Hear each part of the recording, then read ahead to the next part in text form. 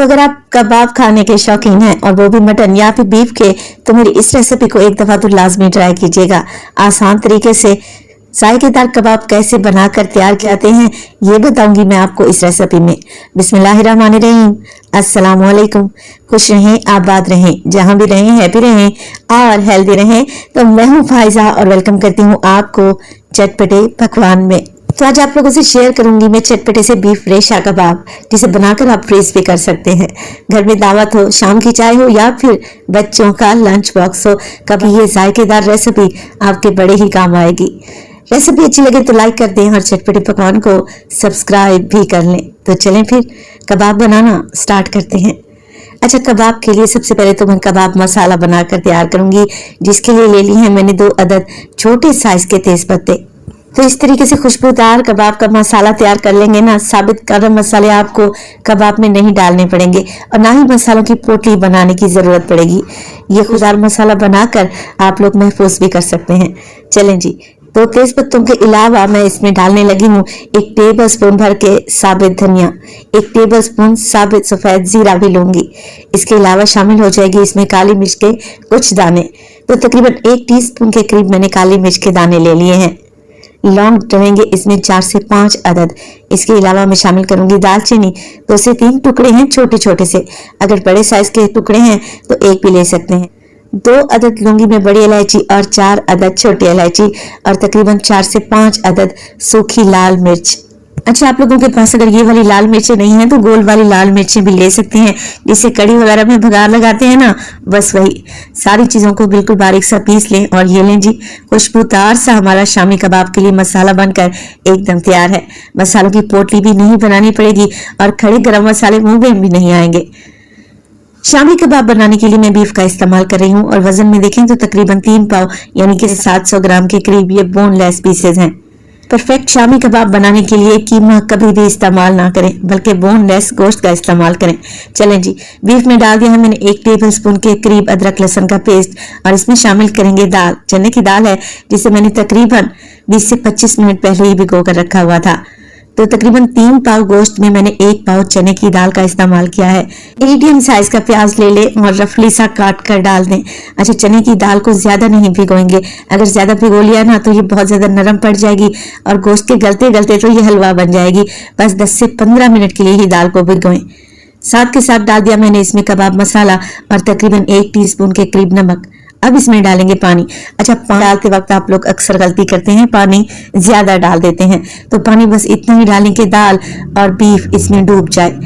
तो आप ये कबाब मटन से भी बना सकते हैं। बीफ है, इसे गलने में टाइम तो लगेगा, इसीलिए मैंने चने की दाल को कम भिगोया है, ताकि बीफ के गलते गलते दाल भी अच्छे तरीके से गल जाए। बस जी, अब हम पानी को पूरा करेंगे और बस इतना ही पानी डालेंगे कि दाल और गोश्त इसमें डूब से जाए। कवर लगा दें और तकरीबन 20 से 25 मिनट के लिए बिल्कुल लो टू मीडियम फ्लेम पे दाल और गोश्त को गलने के लिए छोड़ दें। अच्छा, मुझे तकरीबन 35 मिनट लग गए थे गोश्त को गलते गलते, क्योंकि अगर गोश्त गला हुआ होगा तभी तो रेशा कबाब खाने में टेस्टी लगेंगे। तो यहाँ पर देखें दाल अच्छे से गल चुकी है। गोश्त को चेक कर लेते हैं, बल्कि मैं आपको दिखा देती हूँ कि ये किस हद तक गला हुआ होना चाहिए। देखें, बिल्कुल रेशा रेशा अलहदा हो रहा है। इतना ही गोश्त आप लोगों ने अच्छे तरीके से गला लेना है। तो यहाँ पर देखिए बीफ भी अच्छे तरीके से गल चुका है, दाल भी सॉफ्ट हो चुकी है और पानी भी तकरीबन हो चुका है। अगर इसमें मजीद पानी होता ना तो मैं फ्लेम को ऑन करके पानी को ड्राई कर लेती। चलें जी, अब आ जाता है असल काम, और वो है दाल को और गोश्त को अच्छे तरीके से घोटना, मैश करना। तो मैंने यहाँ पर मथानी का इस्तेमाल किया है। हर घर में मौजूद होती है, साग वगैरह घोटा जाता है ना जिससे, बस वही मथानी की मदद से आप हल्का सा पहले से घोट लें और फिर कुंडी डंडे वाला जो डंडा होता है उससे अच्छे तरीके से आप लोगों ने सारी चीजों को मैश कर लेना है। अच्छा, मैं तो प्रेशर कुकर में ही डंडे की मदद से कबाब के मिक्स को अच्छे तरीके से मैश कर लूँ ताकि कबाब का रेशा बने। आप कुंडी डंडे का भी इस्तेमाल कर सकते हैं। कबाब का थोड़ा थोड़ा मिक्स डालते जाएं और अच्छे तरीके से उसे कूटते जाएं। तो अगर आप लोगों को रेशेदार कबाब खाने हैं ना तो ये मेहनत तो करनी पड़ेगी। अगर आप इसे चॉपर में डालेंगे तो कबाब का रेशा नहीं बनेगा। तो देखें कितना परफेक्ट रिजल्ट आया है। सारे मिक्स को निकाल लेंगे और अब मजीद इसकी ट्रीटमेंट करेंगे।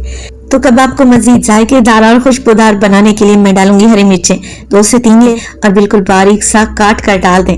डालेंगे इसमें ढेर सारा हरा धनिया और इसमें खुशबू पैदा करने के लिए पुदीना भी शामिल करूंगी 2 टेबलस्पून। सिर्फ पुदीने के पत्तों का इस्तेमाल किया है। 1 अदद अंडा भी डालेंगे। कबाब को मजीद जायकेदार बनाने के लिए मैं डालूंगी चाट मसाला। अच्छा, आपको नमक कम लगे तो नमक मजीद भी ऐड कर सकते हैं। मिर्चें मैं ऐड नहीं करूंगी क्योंकि मिर्चें मैं ऑलरेडी ऐड कर चुकी हूँ और चाट मसाले में भी मिर्चें होती हैं और हरी मिर्च का भी तो इस्तेमाल किया है। तो मिर्चें एकदम परफेक्ट हैं। सारी चीजों को अच्छे तरीके से मिक्स करें, वेल कंबाइन कर लें। अगर तो आप लोगों ने कबाब को फ्रीज करना है तो बस इतनी ही चीजें डालें। अगर फौरन से बनाकर फौरन से सर्व करना चाह रहे हैं तो फिर आप इसमें बारीक कटा हुआ प्याज भी डाल सकते हैं। तो रेशेदार जायकेदार कबाब का मटेरियल एकदम तैयार है। बस जी अब कुछ भी नहीं करना, कबाब बनाना स्टार्ट कर दें। अच्छा, मैं मोल्ड का इस्तेमाल कर रही हूँ, आप हाथ की मदद से भी आराम से ये कबाब बनाकर तैयार कर सकते हैं। देखें कितनी परफेक्ट सी शेप बनी है।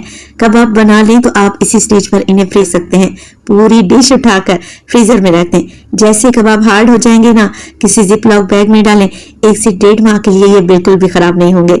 और इसी स्टेज पर अगर तो रेसिपी आप लोगों को जरा सी भी अच्छी लग रही हो, रेसिपी को लाइक कर दिया करें और चटपटे पकवान को सब्सक्राइब भी कर लें। आप सब लोगों का बेहद शुक्रिया। तो कबाब को फ्राई करने के लिए एक बड़े से तवे पर डालूंगी आधा कप के बराबर कुकिंग ऑयल। शैलो फ्राई होंगे ये टेस्टी कबाब। अच्छा, कबाब को फ्राई करने के भी 2 तरीके बताऊंगी। एक तो आप एज इट इज ही कबाब को फ्राई करने के लिए तवे पर डाल दें। इस तरीके से कबाब क्रिस्पी बनकर तैयार होंगे। दूसरा तरीका ये है कि 1 से 2 अंडों को अच्छे तरीके से फेंट लें, कबाब को अंडे में डिप करें और फ्राई कर लें। अच्छा, मेरे घर में ये अंडे वाले कबाब ज्यादा पसंद किए जाते हैं, तो मैं आपको 2 तरीके बता रही हूँ। जो आपको मुनासिब लगे, जो आपके घर वाले पसंद करें, आप उसी तरीके से कबाब फ्राई कर लें। दोनों तरीके ही बेस्ट हैं।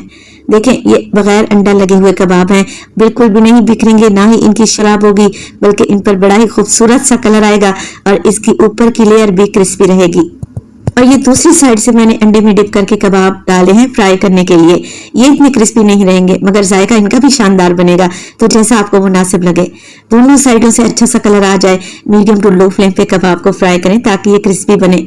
तो माशाल्लाह से आप जरा चेक करें, लग रहे हैं ना परफेक्ट कबाब। अभी मैं आपको तोड़ कर दिखाऊंगी। एकदम रेशेदार कबाब बनकर तैयार हुए हैं। इनका जायका आपके मुंह में रह जाएगा, ये कोई इतने टेस्टी बने हैं। तो माशाल्लाह से आप जरा चेक करें, लग रहे हैं ना टेस्टी।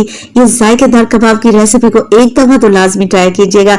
मैं आपसे गुजारिश करूंगी कि आपको खाकर मजा आ जाएगा। ये इतने जायकेदार बने हैं।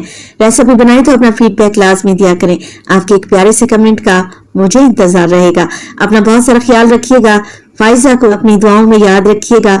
मुझे दीजिए इजाजत। टिल देन, अल्लाह निगहबान।